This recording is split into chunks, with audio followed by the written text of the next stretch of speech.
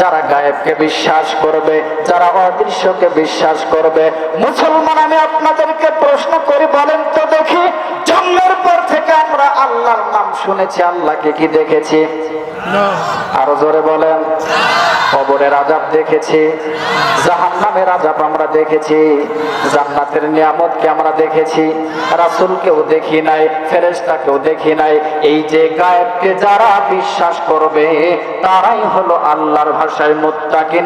আওয়াজ করে বলতে হবে সুবহানাল্লাহ। আমার ভাইরা, কোরআনুল কারীম আবারও সুন্দর করে জানিয়ে দেয়, ওয়ায়ুকিমুনাস সালাহ, যারা নামাজ আদায় করবে, যারা নামাজ প্রতিষ্ঠা করবে তারা হলো মুত্তাকিন। কোরআন আবার জানিয়ে দেয়, ওয়া মিম্মা রাযাকনাহুম ইউনফিকুন, আমি আল্লাহ আমার বান্দাদেরকে যা কিছু দিয়েছি সেখান থেকে আল্লাহর রাস্তায় যারা দান করবে তারাই হলো মুত্তাকিন। চিৎকার মেরে বলতে হবে আল্লাহু আকবার। কোরআনুল কারীম আবার জানিয়ে দেয়, ওয়াল্লাযীনা ইউমিনুনা বিমা উনজিলা ইলাইকা ওয়া মা উনজিলা মিন ক্বাবলিক ওয়া বিল আখিরাতি হুম ইউকিনুন। আল্লাহু আকবার বলেন। আমার ভাইরা, কোরআনুল কারীম বলে আল্লাহ পাক রব্বুল আলামিন আমার নবীকে জানিয়ে দিয়েছেন, ও নবী আপনি আপনার উম্মতকে জানিয়ে দিন, আপনি দুনিয়াতে আসার পূর্বে যা কিছু নাজিল করা হয়েছে অর্থাৎ তাওরাত, জাবুর, ইনজিল, এবং আপনি দুনিয়াতে আসার পরে যা কিছু নাজিল করা হয়েছে অর্থাৎ কোরআনুল কারীম, এটাকে যারা বিশ্বাস করবে তারা হলো মুত্তাকিন, এবং আখিরাতের উপর যারা বিশ্বাস স্থাপন করবে তারাই হলো মুত্তাকিন। আওয়াজ করে বলতে হবে আল্লাহু আকবার। তাহলে কোরআনকে যে আমরা প্রশ্ন করতেছি, কোরআনের জবাব, কোরআন কি জবাব দিতে পারছে বাজান? দিতে পারছে? দিতে পারছে? আচ্ছা, আমরা কোরআনকে প্রশ্ন করলাম, কোরআন তোমার ভিতরে কোনো ভুল নাই, এটা মেনে নিলাম, তুমি মুত্তাকিনদের জন্য আসছো দুনিয়াতে, এটাও মেনে নিলাম, এবং মুত্তাকিন কারা কারা সেটার লিস্টটাও আমরা জেনে নিলাম। ও কোরআন, তোমাকে আবারও প্রশ্ন করতে চাই, এই মুত্তাকিন যারা তাদেরকে আল্লাহ কি দিবে? এই প্রশ্নের উত্তর বুঝি কোরআন দিতে পারে না? দিতে পারবে? পারবে? পারবে? আমার ভাইরা, কোরআনুল কারীম জানিয়ে দেয়, উলাইকা আলা হুদাম মির রাব্বিহিম ওয়া উলাইকা হুমুল মুফলিহুন। আল্লাহু আকবার বলেন। আরো জোরে বলেন আল্লাহু আকবার। আমার ভাইরা, আমার বন্ধুগণ, কোরআনকে আমি প্রশ্ন করলাম, কোরআন যারা মুত্তাকিন তাদের লিস্টটা আমি জানতে পারলাম, কিন্তু এই মুত্তাকিনদের জন্য তুমি কি কি রেখেছ? সঙ্গে সঙ্গে কোরআনুল কারীম জবাব দেয়, এই সমস্ত ব্যক্তিরাই হচ্ছে আল্লাহর পক্ষ থেকে হেদায়েত প্রাপ্ত, এবং এই সমস্ত লোকেরাই হচ্ছে পৃথিবীর মধ্যে এক নাম্বার সফল কাম ব্যক্তি। আওয়াজ করে বলতে হবে আল্লাহু আকবার। তাহলে এই কোরআনুল কারীম কত সুন্দর করে জবাব দিল। এই কোরআনকে আপনি যা প্রশ্ন করবেন সেই প্রশ্নের উত্তর কোরআন দেয়, অথচ এই আবুল সরকার আল্লাহকে নিয়ে ব্যঙ্গ করলো, আল্লাহকে নিয়ে কটাক্ষ করলো, আল্লাহর কথার বিরোধিতা করলো, এর শাস্তি এদেশের মানুষ নিজ চোখে দেখতে চায়। কথা বলেন ঠিক কিনা? আমরা যতগুলো আয়াত পড়লাম, আমি ইচ্ছা করলে এভাবে পুরা কোরআন শরীফের আয়াত আমি আপনাদেরকে শোনাইতে পারবো। এই ক্ষমতা আপনাদের দোয়ার মাধ্যমে আল্লাহ আমাকে দিয়েছেন, বলেন আলহামদুলিল্লাহ। কিন্তু আমি যদি শুরু থেকে এভাবে শোনাই তাহলে আপনারা বিস্তারিত বুঝতে পারবেন না। তাহলে আমি আপনাদের কাছ থেকে অনুমতি চাচ্ছি, যতগুলো আয়াত পড়া হলো এই আয়াতের গুলো একটু ব্যাখ্যা করতে চাই। আপনারা শুনতে রাজি আছেন? সকলে রাজি আছেন?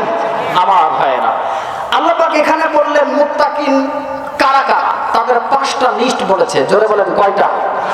আজকে বলা যাবে না, কয়টা? 5টা। 1 নাম্বার হলো যারা গায়েবকে বিশ্বাস করবে। এখানে অনেক মানুষ আমরা আছে, আমি একটু উদাহরণ দিই, আমি আবার উদাহরণ না দিলে সামনে এগোতে পারি না। আমি কোরআন বলি, হাদিস বলি, উদাহরণও দেই। মনে করেন এখানে সুইচ গেট, অনেকের মাছ মারার অভ্যাস আছে, আমিও, আমার বাবাও মাছ মারে, আমি একসময় মারতাম ছোটবেলায়। আচ্ছা, নদীতে মাছ মারতে গেছেন, এখন মাছ ধরার পরে আপনি যে জিনিসের ভিতরে রাখবেন এটা কি বলে, ফলি না খলি, কি যেন বলে, খলি বলে। আচ্ছা আচ্ছা আচ্ছা, জি। আপনি সারা রাত মাছ ধরলেন এবং এটার ভিতরে রাখলেন, কিন্তু যেই খলি বা ফলির ভিতরে আপনি রাখলেন এটার তলা নাই। বলেন তো সারা রাত যদি মাছ মারেন একটা মাছ কি বাড়িতে আনা সম্ভব? আসতে বলবেন না, জোরে বলেন সম্ভব? সম্ভব। তো আমি সফল, আমার জাল আছে, সেটা তৌরা জাল হোক, জালি হোক, কারেন্ট জাল হোক আর বিদ্যুৎ জাল হোক, যেই জালি হোক, আমি সফল ব্যক্তি। আমার মাছ মারার সমস্ত অপশন আমার কাছে আছে, আমি মাছ মারলাম, কিন্তু মাছ যেখানে রাখবো এটার তলা নাই। সারা রাত যদি আমি মাছ মারি মাছ যেমন থাকবে না। আমি নামাজ পড়ি, রোজা করি, হজ করি, জাকাত দেই, সব আমি করি, কিন্তু ঈমান নাই, আল্লাহকে বিশ্বাস করি না। ও আল্লাহ দেখলামই না, আছে কি না সন্দেহ। এই যে ঈমান যার নাই তার তলা ঠিক নাই, কথা ঠিক না? অনেক আছে হলো নামাজ না পড়ি ঈমান ঠিক আছে, আর টাক্কা শয়তান, কথা বল ঠিক না? যার ঈমান নাই তার কি নাই, তলা নাই। ও যতই নামাজ পড়ুক, রোজা করুক, হজ করুক, জাকাত করুক, জাকাত দিক, ওই মাছ রাখার মতো নিচ দিয়ে চলে যাবে, কথা ঠিক না? ঠিক। এই জন্য আল্লাহ আছে এটা আমরা দেখি নাই, বিশ্বাস করার নাম ঈমান। রাসূল আছে আমরা দেখি নাই, বিশ্বাস করার নাম ঈমান। ফেরেশতা আছে আমরা দেখি নাই, বিশ্বাস করার নাম ঈমান। আমরা যদি ভালো আমল করে জান্নাতে যেতে পারি, জান্নাতে বিভিন্ন নাজ নিয়ামত আছে, এটা আল্লাহ আমাকে দিবে, এটা আমরা দেখি নাই, বিশ্বাস করি, এটা আল্লাহ ঈমান। আল্লাহ পাক শুরুতেই বললেন যে একজন মানুষকে ঈমান ঠিক করতে হবে, ঈমান ঠিক করার পরে বাকি আমল, কথা ঠিক না? ঠিক। এজন্য আল্লাহ বলেন আল্লাযীনা ইউমিনুনা বিল গায়ব, যারা গায়বকে বিশ্বাস করবে তারা হলো মুত্তাকিন।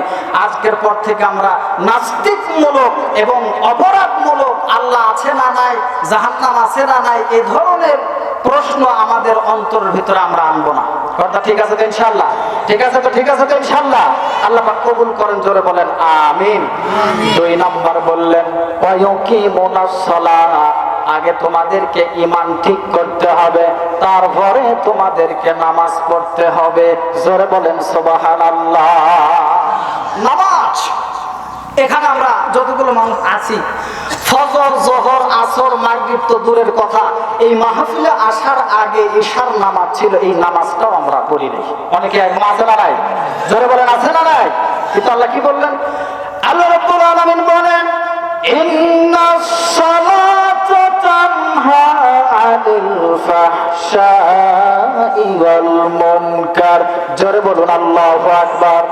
আমার ভাইরা, আমার বন্ধুগণ, আল্লাহ পাক রব্বুল আলামিন তিনি জানিয়ে দিয়েছেন নিশ্চয় যে ব্যক্তি নামাজ আদায় করবে আল্লাহ পাক রব্বুল আলামিন তাকে গুনাহ থেকে বিরত রাখবে। চিৎকার মেরে বলতে হবে আল্লাহু আকবার। এখন আপনাদের মনের ভিতরে কিন্তু একটা প্রশ্ন আসছে, হুজুর কোরআন বলল, আল্লাহ বলল, আপনি বললেন ইন্নাস সালাতা তানহা আনিল ফাহশাই ওয়াল মুনকার, যে ব্যক্তি নামাজ পড়বে সে অশ্লীল বেহায়াপনা কাজ থেকে বিরত থাকবে। মেনে নিলাম হুজুর, কিন্তু সমাজের ভিতরে অনেক মানুষ দেখা যায় নামাজ পড়ে তারপরেও সুদ খায়, নামাজ পড়ে তারপরেও ঘুষ খায়, নামাজ পড়ে তারপরেও জেনা করে, নামাজ পড়ে তারপরেও চুরি করে। এরকম আছে না নাই? জোরে বলেন আছে না নাই? আচ্ছা, এই প্রশ্নের জবাব আমি আপনাদেরকে দেওয়ার আগে একটা প্রশ্ন করতে চাই। বলেন তো দেখি, পৃথিবীর সব যদি মিথ্যা হয়, আল্লাহর কোরআনের এক মিথ্যা হওয়ার সম্ভাবনা আছে? আরেকটু জোরে বলেন আছে?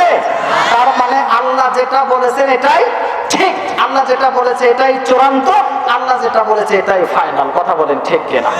আমার ভাইরা, মনে করেন উদাহরণ দেই, আজকে আমাদের এলাকায় মাহফিল হচ্ছে, এখন 2 ভাই অটো রিক্সা চালায়। এক ভাই মনে মনে চিন্তা করলো আজকে ওয়াজ মাহফিল হচ্ছে, আজকে অটো রিক্সা আর বের করবো না, বাড়িতেই থাক। বলেন তো দেখি সারা দিনে ওর পকেটে কি একটা টাকা ঢুকবে? আরেকটু জোরে বলেন, ঢুকবে? ঢুকবে না। আরেক ভাই চিন্তা করছে হুজুররা ওয়াজ করবে এশার নামাজের পর থেকে, আমি একটু অটো রিক্সা বের করি, কালীতলা, প্রেম যমুনার ঘাট, দেবডাঙ্গার পরে সারিয়াখালী একটু ঘুরে আসি, 2-4 টাকা যদি পকেটে আসে। এই চিন্তা করে আল্লাহর বান্দা সারা দিন অটো রিক্সা চালাইছে, কিন্তু একটা প্যাসেঞ্জারও গাড়িতে উঠায়নি। বলেন তো দেখি সারা দিনে ওর পকেটে কি একটা টাকা ঢুকবে? কথা আবার বুঝতে পারছেন? তাহলে একজন বান্দা অটো রিক্সা বের করেনি, সেও যেমন টাকার দিক থেকে জিরো, আরেকজন বান্দা অটো রিক্সা বের করছে কিন্তু প্যাসেঞ্জার তুলেনি, সেও টাকার দিক থেকে জিরো। আমি উদাহরণ এটাই বোঝাতে চাচ্ছি, আমার সমাজে আপনার সমাজে কিছু বেনামাজি আছে, সে যেমন সওয়াবের দিক থেকে জিরো, কিছু নামাজি আছে নামাজ পড়ার পরেও সওয়াবের দিক থেকে জিরো। কথা আমার বোঝেননি ভাই? কথা বোঝেননি? কারণ আল্লাহ আপনাকে অশ্লীল গুনাহ থেকে বিরত রাখবে তখন যখন আপনার নামাজটা কবুল হবে। নামাজই তো কবুল হচ্ছে না, নামাজ কবুল হবে যখন, তখন আল্লাহ আপনাকে অশ্লীল গুনাহ থেকে বিরত রাখবে। কিন্তু নামাজ যেহেতু আপনার কবুল হচ্ছে না, তাহলে নামাজ পড়া না পড়া সমান। তাহলে একজন নামাজ না পড়েও গুনাহ করতেছে, আপনি নামাজ পড়া পড়ে গুনাহ করতেছেন নামাজ কবুল না হওয়ার কারণে। কথা বলতে হবে, কথা ঠিক কিনা? আমার ভাইরা, আমার বন্ধুগণ, পৃথিবীর মুসলমান, আমি আপনি মসজিদে ফজরের নামাজ পড়লাম, অ্যাক্টিভ হন মুসলমান, আমার দিকে হন। ফজরের নামাজ পড়ে আমি এখন বাড়িতে যাচ্ছি, বাড়িতে যাওয়ার আগ মুহূর্তেই আমি দেখলাম আমের গাছে আম ধরে আছে। আমার এখন মন চাইলো আমটা পেরে একটু বাড়িতে নিয়ে যাই। যখন আমি আমটা বাড়িতে নিয়ে বাড়িতে চলে যাব, আমার ভাইরা, আমার বন্ধুগণ, অপরের মানুষের, অন্য মানুষের আম নিয়ে যখন আমি বাড়িতে গিয়ে আমটা যখন আমি খাবো, অথচ ফজরের নামাজ পড়ে বাড়িতে যাওয়ার আগ মুহূর্তে মানুষের গাছের আম পেরে আমি বাড়িতে নিয়ে চলে যাচ্ছি। বোঝা গেল ফজরের নামাজ কবুল হয় নাই। আওয়াজ করে বলতে হবে, কথা ঠিক কিনা মুসলমান? আমার ভাই